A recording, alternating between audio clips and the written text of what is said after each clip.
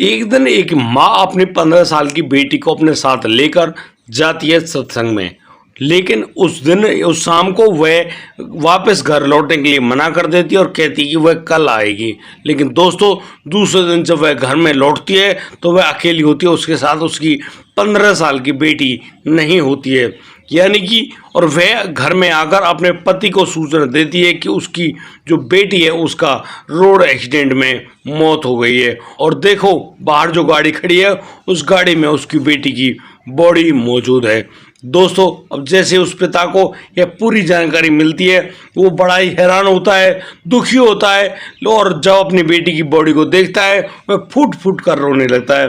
बड़ी हैरान करने वाली बात कि एक लड़की जो सत्संग में अपनी माँ के साथ गई है, दूसरे दिन मृत मौजूद मतलब कि मृत लौटती है। बड़ी हैरान करने वाली बात। लेकिन यहाँ पर जब वह पिता अपनी पत्नी पर एतबार करके अपनी बेटी का दाह संस्कार वगैरह सब कुछ कर देता है, सारे जो कार्यक्रम होते हैं सब कुछ किए जाते हैं, उसी समय यानी कि उस माँ का इतना भयंकर दिल दहलता है। उसको मालूम चलता है कि उससे बहुत बड़ी गलती हो गई है और इसी गलती की वजह से वह अब अपनी गलती को अपने पति को बताने लगती है। तो वहाँ पर मौजूद जो भी आदमी है ना, उसके हाथ पैर कांप जाते हैं। सभी लोग उस घर को छोड़ छोड़ कर भागने के लिए तैयार खड़े होते हैं। और दोस्तों, उसी मौके पर पुलिस को बुलाया जाता है और फिर उस माँ को गिरफ्तार किया जाता है। और दोस्तों, उस अकेली माँ को ही नहीं, उसके 4 साथियों को भी गिरफ्तार किया जाता है। और मालूम चलता है कि यहाँ पर इस लड़की की एक्सीडेंट में मौत नहीं हुई, जबकि इस लड़की को एक साजिशन मतलब कि मौत दे दी गई है, यानी कि जबरन उसका मर्डर किया गया है। दोस्तों, क्या है पूरी कहानी, आज हम आप सब लोगों को बताने वाले हैं। आपसे विनती है इस कहानी को अंत तक जरूर देखिएगा। नमस्कार, आदाब, सत श्री अकाल दोस्तों, स्वागत है आपका हमारे YouTube चैनल किस्से क्राइम की। और दोस्तों, आपसे वही प्यार भरी गुजारिश, आगे बढ़ने से पहले हमारे चैनल को सब्सक्राइब करना, नोटिफिकेशन की बेल को दबाना बिल्कुल ना भूलें। दोस्तों, आज का बेहद ही हैरान करने वाला मामला सामने आया है कैथल, हरियाणा से। दोस्तों, कैथल के अंतर्गत आने वाला एक गांव जहां पर एक महिला मौजूद होती है, इसका नाम होता है संगीता। संगीता जो कि एक फैक्ट्री में काम किया करती थी, ये 19 मई के दिन अपनी 15 साल की बेटी को लेकर अपने घर में कहकर जाती है कि वह सत्संग सुनने जा रही है। शाम को वह फिर से अपने पति के पास फोन करती है और कहती है कि वह यानी कि आज नहीं आ पाएगी, वो लोग सत्संग में मतलब बिजी हैं और वो कल आएंगे। यहाँ पर वह पति अपनी पत्नी पर भरोसा करता है और इस बात को मान लेता है। ठीक है, जब माँ बेटी साथ है तो उसको डरने की कोई बात ही नहीं है। और इसी सिलसिले में अब जब 20 तारीख यानी अगले दिन 20 मई को वह महिला अपने घर लौटती है तो यहाँ पर वह अकेली होती है, उसकी 15 साल की बेटी उसके साथ नहीं होती है। अब वह जो पति है वह पूछता है कि क्यों संगीता, बेटी कहाँ पर है। अब यहाँ पर वह जो संगीता है वह फूट फूट कर रोने लगती है। वह अपने पति को बताती है कि उनकी जो बेटी है वो अब इस दुनिया में नहीं रही है। अब इस बात को सुनकर एक पिता भाई कैसे शांत रहता, बड़ा दुखी और परेशान, और वह कहता है कि क्यों, कहाँ गई उसकी बेटी। अब तो वह जो संगीता बताती है कि तुम्हारी बेटी बाहर गाड़ी में मौजूद है।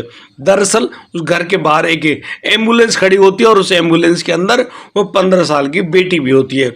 अब जो पिता अपनी बेटी को इतनी मतलब कि खतरनाक स्थिति में देखता है, वह डर जाता है और रोने लगता है, अरे भगवान, ये क्या हो गया। मतलब सत्संग में जाने वाली लड़की सीताराम। अब यहाँ पर वे जो पिता अपनी बेटी की बॉडी को बाहर निकालता है, अपने जो सगे संबंधी रिश्तेदार सबको फोन करता है, सभी लोग वहाँ पर आते हैं और फिर तो वही रिचुअल्स यानी कि क्रियाक्रम की जो पूरी क्रिया को किया जाता है, उस लड़की की मतलब दाह संस्कार की तैयारी की जाती है। और फिर जब उस लड़की का दाह संस्कार भी कर दिया जाता है, तब जाकर उस महिला के दिमाग में कुछ ऐसी बात आती है कि उसको अपनी गलती का एहसास हो जाता है। क्या थी वह गलती, हम बताएंगे आपको। दरअसल ये जो संगीता जो महिला है, यह बताती है कि इस लड़की की मतलब कि एक्सीडेंट में मौत नहीं हुई, जो कि उसने पहले बताया था कि तुम्हारी बेटी की एक्सीडेंट में मौत हो गई है।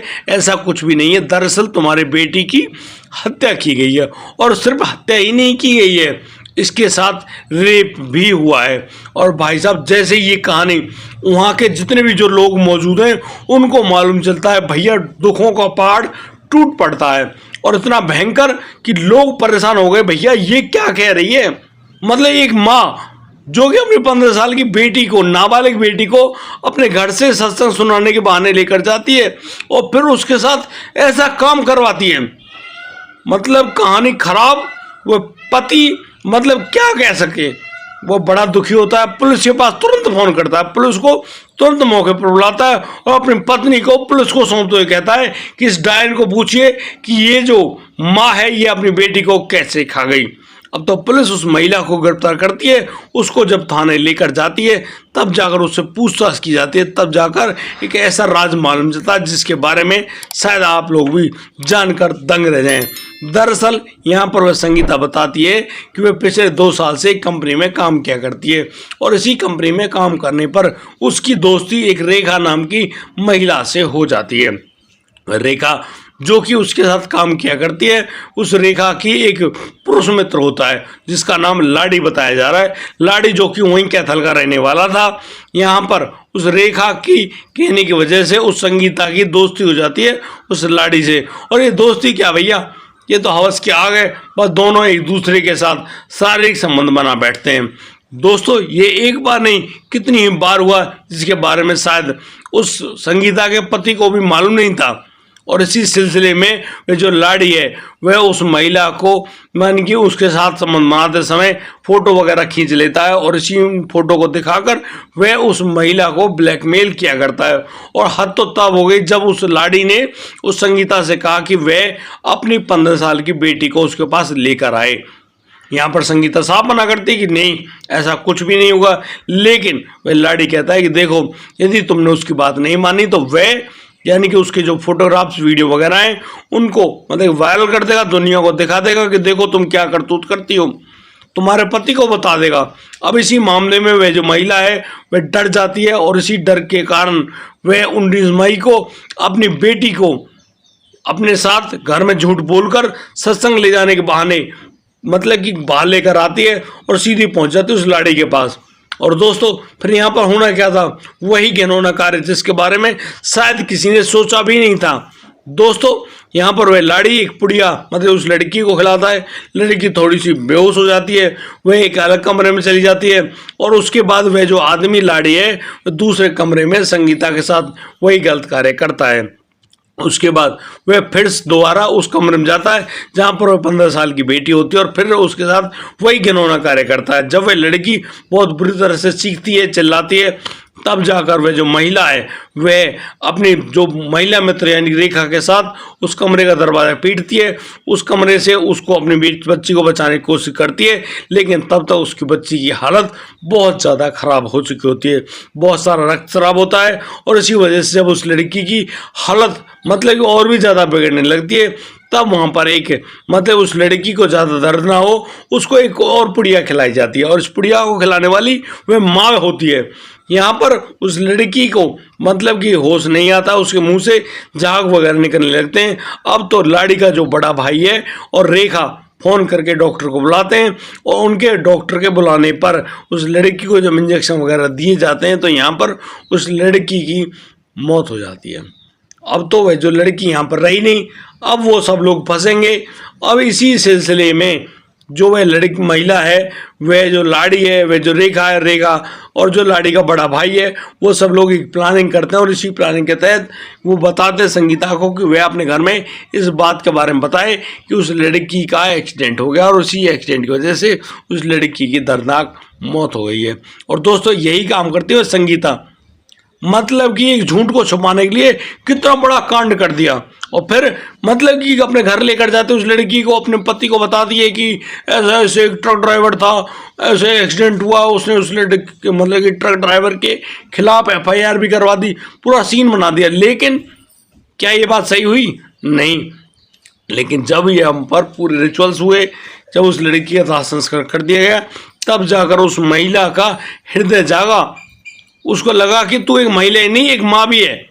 और जब उस माँ ने अपनी सारी सच्चाई अपने पति के सामने बयान करी तब जाकर मालूम चला कि ये तो माँ नहीं डायन हो गई है और इसने किसी और के साथ नहीं अपने ही बच्चों के साथ इतना खौफनाक कदम उठाया है। अब तो पुलिस ने उस महिला यानी कि संगीता की निशानदेही पर उस लाड़ी, रेखा, लाड़ी के बड़े भाई यानी कि सभी लोगों को गिरफ्तार कर लिया है। उन सबको यानी कि 11 दिन के रिमांड पर लिया गया है। उस लाड़ी से पूछा जा रहा है कि भैया तूने और कितने लोगों के साथ इतना खौफनाक कदम उठाया है।